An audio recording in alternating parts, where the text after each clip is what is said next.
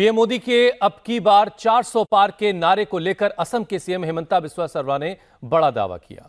दिल्ली में एक सभा के दौरान हिमंता ने कहा कि अगर पीएम मोदी 400 सीट जीत जाते हैं तो अयोध्या की तरह मथुरा में श्री कृष्ण मंदिर और वाराणसी में ज्ञानवापी की जगह भगवान शिव का मंदिर बनेगा। हिमंता शर्मा ने के इस बयान को विपक्ष के उस आरोप का जवाब माना जा रहा है जिसमें विपक्ष लगातार सवाल कर रहा है कि आखिर पीएम मोदी 400 सीट जीतने के बाद करना क्या चाहते हैं। वहीं विपक्ष अभी भी पीएम के 400 पार के नारे को संविधान और आरक्षण खत्म करने का प्लान बता रहा है।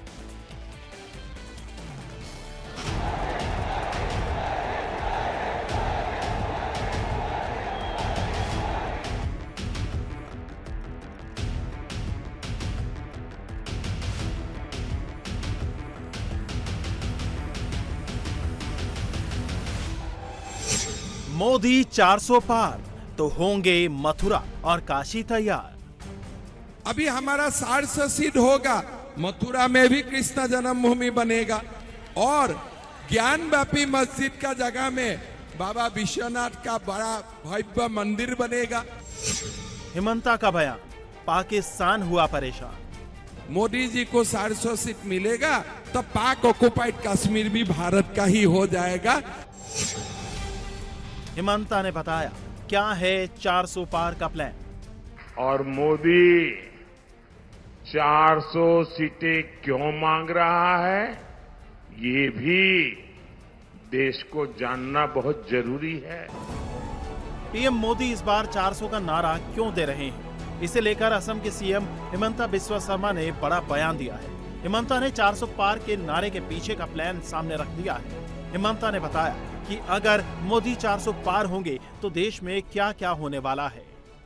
मैं इसलिए कांग्रेस को बताना चाहता हूं कि हमें 400 सीट क्यों चाहिए। अगर हम बोलते जाओ तो आपको आईसीयू एडमिट होना पड़ेगा, आपको अस्पताल जाना पड़ेगा, इससे कोई और उपाय नहीं है।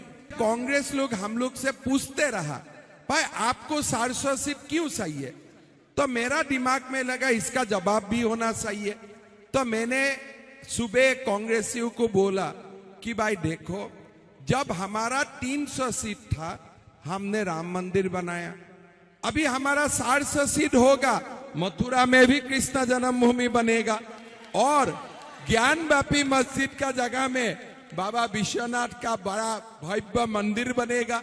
तो अब हमें सीट देते रहिए और मुगलों ने जितना कारनामा करके गया था हम लोग सब साफ करते करते चला जाऊंगा। भारत को साफ करने का भी बहुत कुछ बाकी है ना।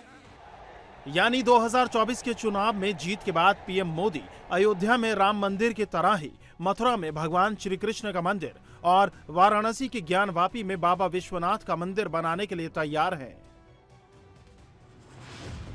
लेकिन विपक्ष कुछ अलग ही नैरेटिव सेट करने में लगा है। पीएम मोदी के 400 पार के नारे का ही असर है कि विपक्ष बेचैन है। विपक्ष के नेता लोगों को संविधान और आरक्षण खत्म होने का डर दिखा रहे हैं। और ये जो बीजेपी वाले कह रहे हैं 400 सीट दे दो, 400 सीट दे दो।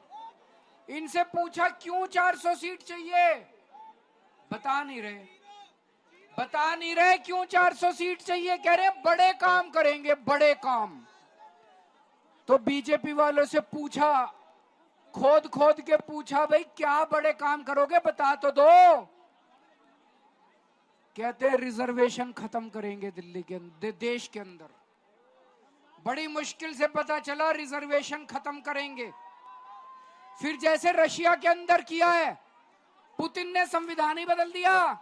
अब वहां चुनाव वगैरह नहीं होते, अब बस पुतिन ही बना रहता है वहां पे राष्ट्रपति, कभी प्रधानमंत्री, कभी ये भी संविधान बदलेंगे, देश के अंदर चुनाव बंद कराएंगे। दोस्तों, इंडिया अलायंस के नेता भले ही मोदी के 400 पार के नारे को संविधान और आरक्षण के लिए खतरा बता रहे हो, लेकिन पीएम मोदी का एजेंडा एकदम साफ है। प्रधानमंत्री मोदी खुद बता चुके हैं कि आखिर उन्हें इस बार 400 सीट क्यों चाहिए, वो क्या करना चाहते हैं। 400 सीटें चाहिए ताकि मैं कांग्रेस और इंडी गठबंधन की हर साजिश को हर साजिश को रोक सकूं।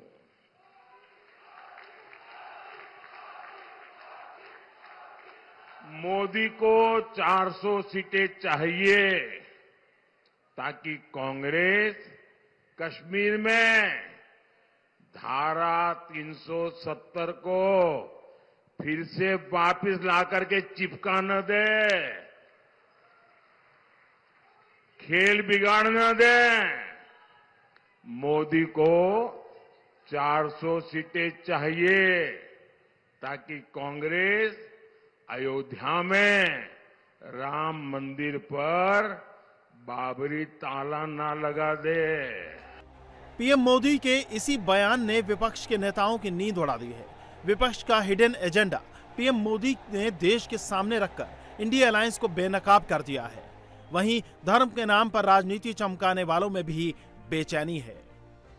400 पार का जो नारा मोदी ने दिया, भारत के दलित और जो संविधान से मोहब्बत करते हुए समझ गए कि ये 400 पार का मतलब ये है कि बाबा साहब अम्बेडकर का संविधान गया, आरक्षण गया या बेसिक स्ट्रक्चर चला जाएगा, आर्टिकल 29-30 गायब। तो ये मैसेज जा चुका है। पीएम मोदी ने देश में 400 पार का नारा दिया तो पाकिस्तान में खलबली मच गई। पाकिस्तान के नेता मोदी को रोकने की प्लानिंग बनाने लगे, फेक प्रोपेगेंडा फैलाने लगे, क्योंकि इस बार मोदी की तैयारी पीओके की है। जब कांग्रेस का शासन था, हम लोग को यह बताया गया था कि एक प्रकार से कश्मीर भारत में भी है, पाकिस्तान में भी है। हमारा संसद में कभी इसका चर्चा नहीं होते थे कि जो कश्मीर पाकिस्तान का साथ है वो ऑक्युपाइड कश्मीर है, एक्चुअली वो हमारा है। अभी 7 दिन से कश्मीर से पिक्चर आ रहा है, पाक ऑक्युपाइड कश्मीर से हर दिन वहां एजिटेशन हो रहा है और लोग भारत का तिरंगा पताका हाथ में लेके हर दिन आंदोलन कर रहे हैं पाकिस्तान का खिलाफ। वो देख के मेरा ये भी लगता है कि वो शुरुआत है। मोदी जी को 400 सीट मिलेगा तो पाक ऑक्युपाइड कश्मीर भी भारत का ही हो जाएगा। शुरुआत आगाज हो चुका है, उसका भी आगाज हो चुका है। लोकसभा चुनाव के 4 चरण पूरे हो चुके हैं और 379 सीटों पर वोटिंग हो चुकी है। गृह मंत्री अमित शाह का दावा है कि बीजेपी 4 चरण की वोटिंग के बाद पूर्ण बहुमत के साथ लीड ले चुकी है। वहीं विपक्ष का दावा है कि वो इस बार 140 सीट पर ही मोदी को रोक देगा। 4 चरण पूरे हो गए हैं, 380 सीटों का चुनाव पूरा हो गया है।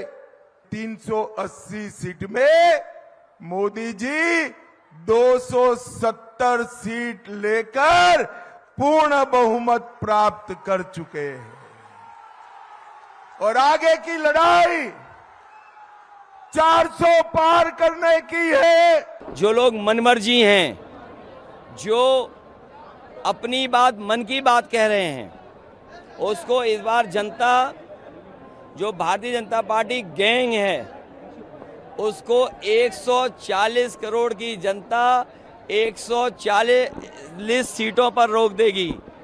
और अब मन की बात कोई नहीं सुनना चाहता, सब संविधान की बात सुनना चाहते हैं। जो मनमर्जी हैं, जो मनमर्जी थे, आत्मतुष्टिकरण करते थे, जो आत्मतुष्टिकरण से प्रसन्न होते थे, उनको जनता जवाब देने जा रही है। 140 करोड़ जनता भारतीय जनता पार्टी के गैंग को 140 सीटों पर रोक देगी। विपक्ष भले ही मोदी को 140 पर रोकने का दावा करे, लेकिन इस बार बीजेपी अगर 400 पार हुई तो मोदी 3.0 के कार्यकाल के एजेंडे में मथुरा और काशी का ज्ञानवापी हो तो किसी को हैरानी नहीं होनी चाहिए।